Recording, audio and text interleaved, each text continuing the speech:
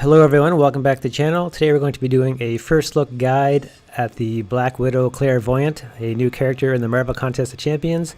This is a content creator video, so I only have limited access to this character. She is a 5-star rank 3 signature 200. I do not get to keep her. She'll be taken away from my account in 2 or 3 days. In the meantime, we will do some testing of her. We're going to basically show some of her abilities, some gameplay, how she works, where she might be best used, her synergies, her stats, and so forth. I will leave some timestamps down below in the description and in the comments, so if you want to go to a particular section, you can check it out. So let's get started. So Claire actually has 3 different curses, but only one can be placed at a time. We're just going to show you how to switch them here, but we'll talk about what they do a little bit later.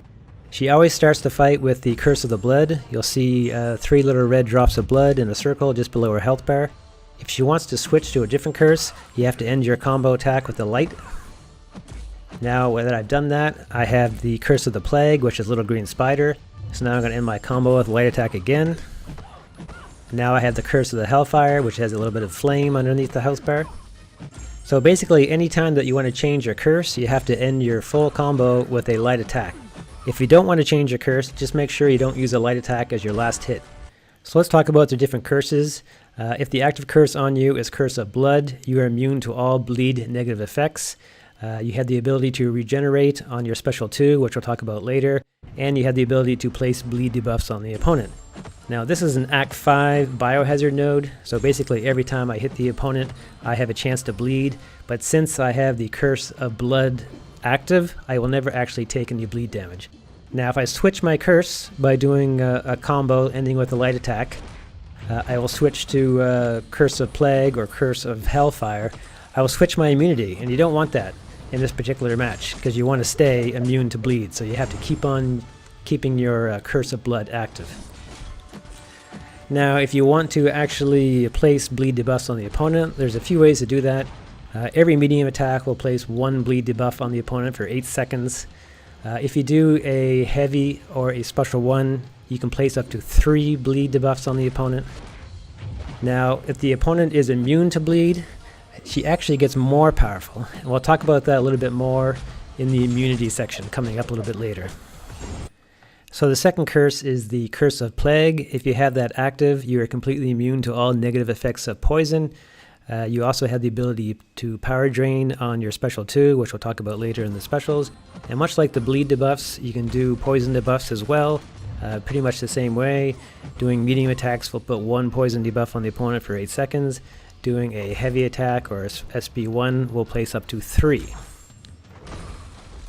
So the last curse is the Curse of Hellfire. If this curse is active, you'll be completely immune to all negative effects of Incinerate. Your special 2 will do extra direct energy damage, and also you have the ability to place Incinerate debuffs on the opponent. Much like the poison and bleed from the other curses, you basically place it by doing a medium attack, which will place 1 Incinerate debuff for 8 seconds. You can also do a special 1 or heavy attack, which will place up to 3 Incinerate debuffs. So just remember, you can only have 1 curse up at a time, and to actually have the benefits of that curse, that has to be active. So for example, let's say you start the fight, you always start the fight with Curse of Blood active, that means you're immune to bleed, but you happen to be on a poison draining node. All you have to do is a 5-hit combo ending with the light. You'll switch to your next curse, which happens to be Curse of Plague, which means you're immune to poison. Then you won't have to worry about that particular lane anymore. You'll cancel out the poison. So it's very, very useful. You just have to be aware that you're only immune to what your curse is actually active. So the special 2 actually works in 3 different ways depending on which curse is active. If the Curse of Blood is active, you get Regeneration. Basically every hit in your special 2 will give you 35% regeneration from damage dealt. It's pretty nice, as you can see right here coming up. Now you got to remember, you have to be in the Curse of Blood for this to actually work. So do not end your attack with the light combo because you'll switch your different curses. We'll see it one more time coming up here. This is a very good way to bring her back, and the harder she hits, the better. And you can make her actually heal a little bit more if you time your SB3 and your SB2s, which we'll talk about later. So again, and she's close to being up to full health. Very, very nice. So the next special 2 effect is when you have the Curse of Plague active. It's basically a power steal. For every hit in your special 2, you will steal 5% of the opponent's power. It's pretty sweet because you can get right back up to special 2 once again. So watch his power bar, watch mine. His goes down, mine goes right back to special 2. I can use it again. Remember, you have to be in the Curse of Plague to do this. Now, I don't think it's the best power control in the game, but it's pretty sweet. It works pretty well, as you can see against this Hyperion right here. So there you have it. That's how the special 2 works when you have the active Curse of Plague going. And lastly, the last special 2 effect is when you have the Curse of Hellfire active. Basically, it's just pure direct energy damage. Basically just hit a little bit harder. So see that coming up right here. It doesn't do anything else besides energy damage, no special regeneration or power. And there you have it, just does a lot more damage. So it's pretty good to have when you're basically high in health and you don't have to worry about power control or regeneration. Just hit them hard with the old SB2. So the special 2 has an extra special effect. It doesn't matter which curse is active. It's called buff immunity. It lasts for 10 seconds, 50% less if it's a science opponent. Basically, when she uses her special 2, if the opponent has buffs, she'll basically clear them out for 10 seconds. Watch Venom's buffs right here when I do my special 2. They're completely gone. They'll be gone for 10 full seconds. And if I kept on refreshing my special 2, which I didn't do here, basically you're going to lock out his buffs, which is pretty sweet ability. So much like the special 2, the special 1 has different effects depending on which curse is actually active. So we're going to take a look at a fight with Angela and just quickly go through it. The first thing we're going to do is we're going to get to the Curse of Plague. When you use the Curse of the Plague, SB1, you can put poison debuffs up to 3 on the opponent. Also, the healing recovery is reduced by 30%. When we switch to the Curse of Hellfire, you can put up to 3 incineration debuffs. Also, their perfect block chance is gone, and their block proficiency is reduced by 50%. And finally, if we do the Curse of the Blood, we can put up to 3 bleed debuffs on the opponent and no secondary effect. So there you go. So next section we're going to talk about is how to build your Clairvoyance Charges. We'll actually talk about what they do a little bit later. Basically, Clairvoyant is a little bit different. She actually benefits from champs that are immune to her abilities. Basically, when you first start the fight, you start off with 3 charges right away, right off the bat. Now, in this particular fight, Captain Marvel is poison immune. So what you want to do is basically use your poison debuffs. So right now, I'm at the Curse of the Plague, which does poison. Now, if I do a heavy attack, I can do up to 3 debuffs. That gives me up to 3 charges. If I do a medium hit, that gives me up to 1 charge. And if I do a special 1, that gives me up to 3 charges as well. So that's how I build my charges. By doing heavy attacks, as you see there, I get up to 3, doing my special 1s, and doing medium attacks. Because what you're doing is you're placing a poison debuff on an opponent who's immune to it. And when she's immune to it, you actually get charges. And you can get to a maximum of 20 charges. So if I was fighting, say, a Colossus, he's bleed immune. So I would switch my particular curse to Curse of the Blood, which does bleed damage. I would do my special 1s, which would increase the debuff of bleeds. I would do a heavy attack, which increases bleeds, and I do medium attacks, and that would increase my actual charges. So let's see what the charges actually do. The first thing you should be aware of is Clairvoyant gains power as she builds up her charges. Every time that Captain Marvel is immune to the poison debuff, I gain a charge or charges, and each charge that I gain a 4% power gain. Now watch when I do my heavy here, watch my power. See that big jump? So opponents that are immune to whatever ability she's trying to do, she can get power really quickly. So she should get to her SB3, which we're going to talk about a little bit later, because the Clairvoyance Charges really help her on their SB3. So yeah, that's a pretty nice ability. As long as the opponent is immune to whatever particular curse that you're doing, like Incinerate, Poison, or Bleed, and even Stun Resistant. Stun Resistant, you can actually gain power very quickly as well. So the first thing the Clairvoyant Charges do is if you land or receive a light or medium hit, you can nullify buffs. Basically, you can nullify 1 buff per charge consumed. So take a look at this Venom fight. I start the fight off with 3 charges. I'm going to basically remove 3 of his buffs. 1, 2, 3, completely gone. So it's a very nice ability, and if you're against a champ who's immune to a certain thing like poison, and you just keep on getting those charges really quickly, you basically can keep them nullified throughout the whole fight. Very nice ability. Another reason to stave up your Clairvoyant Charges is because you want to use it on your special 3 called Soul Reaver. It helps enhance the death touch as well. So basically what we're going to do here is we're going to build up our charges, basically using our poison debuff on a poison immune Captain Marvel. That increases your charges quickly. You can have up to 20, the more the better before you use your special 3. Now when you actually launch your special 3, all your Clairvoyant Charges are removed, each increasing her attack rating during this attack by 317.4. Now Claire also gains something called Death Touch, lasting 1.2 seconds per Clairvoyant Charge, so over 20 seconds in this case. Death Touch increases the potency of curse effects by 100% and are not affected by ability accuracy reduction. So basically she does more damage. If you can rush and do the special 2 right away while the Death Touch is going, which I'm doing right now, you'll even do more damage. She does pretty good damage there. You see some 2,000, 2,000, 2,000. So yeah, it's a pretty nice ability. It really works well against the debuff immune opponents, obviously, because you can get those charges quickly. It's probably better than the actual little nullify. Nullify is kind of a bonus.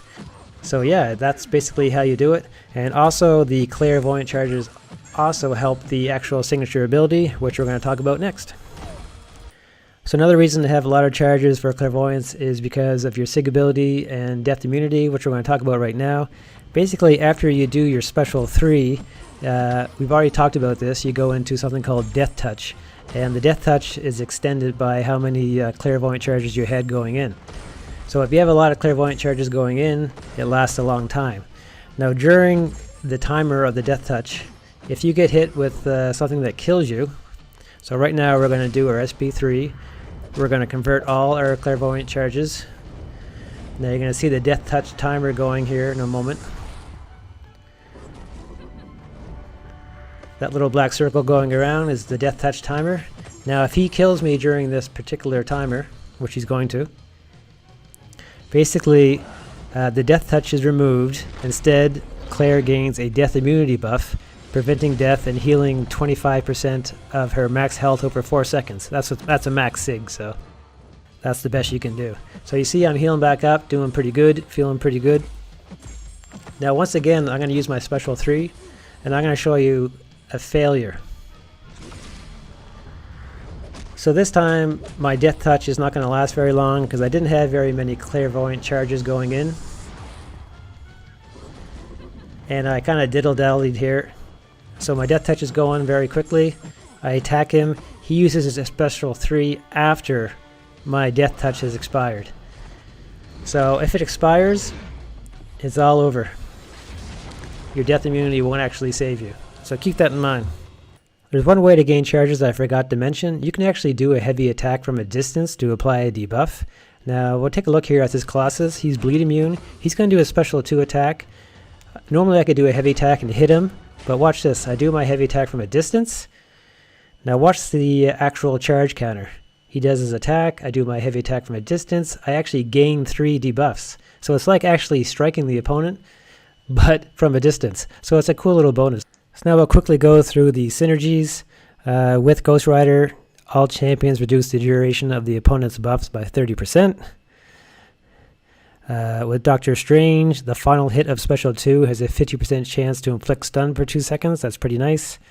With Sunspot, Torch, and Mephisto, whenever the opponent is immune to Incinerate, they're inflicted with a slow debuff for 8 seconds, reducing the ability accuracy of Unstoppable and Evade effects by 100%. Not exactly sure where that's useful right now, so maybe someone can remind me. With Black Widow, while Death Touch is active, all attacks reduce the opponent's chance of triggering their abilities by 50%.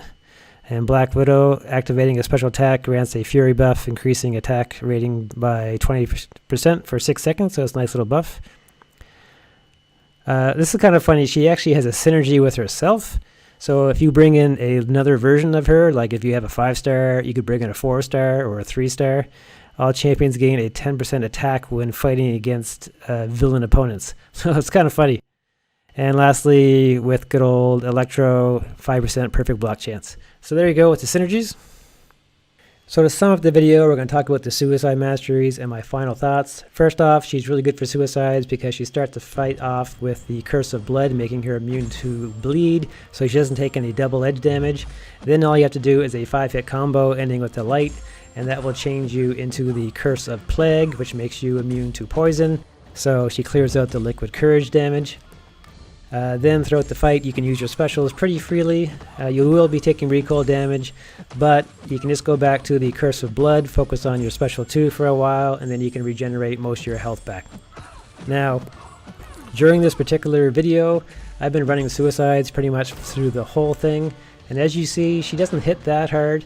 She's a rank 3, she does about 22,000 on her special 3. Her regular hits don't hit that hard. So I'm not going to say suicides are a necessity, but they definitely really help. Now one thing you can do is try to focus on building your Clairvoyance Charges, getting them to 20, using your special 3. When your special 3 is active, your attack rating will go up dramatically. You'll get that death touch as well. Then you can try to get to the special 2 as fast as possible. If you can get to that special 2 while you're still under the effects of special 3, your special 2 will do a lot more damage because basically you have that attack bonus and the death touch, which basically makes the curse effects 100% more effective. So yeah, I really like Clairvoyant. She's got cool animations, she's got cool gameplay. I love the power steal. I love how she gains power against the opponents that are immune to her while you're building Clairvoyant Charges. I love her regeneration. It's very powerful, it's very nice. She's got cool immunities against bleed, incinerate, poison when you need them. She's a little bit tricky to play. You gotta remember about those light attacks. You don't want to switch to a different curse when you don't want to. But yeah, she's a real cool champ. Yes, she's not a huge damage dealer like Namor and Corvus, but she's got a lot of utility. I think she's going to be better once people start realizing how to play her a little bit better. This is only the second day I've had her, so this is just an initial guide. I hope you guys enjoyed the video. Please don't forget to subscribe, like, comment, dislike, and all that good stuff. I really appreciate your support. These videos take me quite a long time to make, so any support would be just great. It doesn't have to be financial, it can just be comments or sharing the link or whatever. So take care everybody, I hope you enjoyed the video once again, and we'll talk to you soon. Target identified. Analysis complete. Please subscribe.